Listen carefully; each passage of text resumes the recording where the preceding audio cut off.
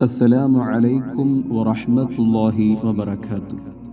بسم الله والحمد لله والصلاة والسلام على أشرف رسول الله وعلى آله وصحبه الفائزين برضا الله أما بعد.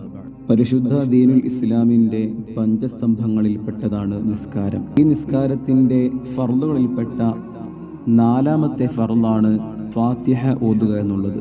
ഫാത്തിഹയിൽ എന്തെങ്കിലും വല്ല പിഴവുകളും വന്നിട്ടുണ്ടെങ്കിൽ, എന്തെങ്കിലും വല്ല ചെറിയ തകരാറെങ്കിലും സംഭവിച്ചിട്ടുണ്ടെങ്കിൽ നിസ്കാരത്തിൻ്റെ സിഹത്തിനെ ബാധിക്കുമെന്ന് നമുക്കെല്ലാവർക്കും അറിയാം. പലപ്പോഴും സംഭവിക്കുന്ന ഒരു പിഴവാണ്, പലർക്കും സംഭവിക്കുന്നതാണ്.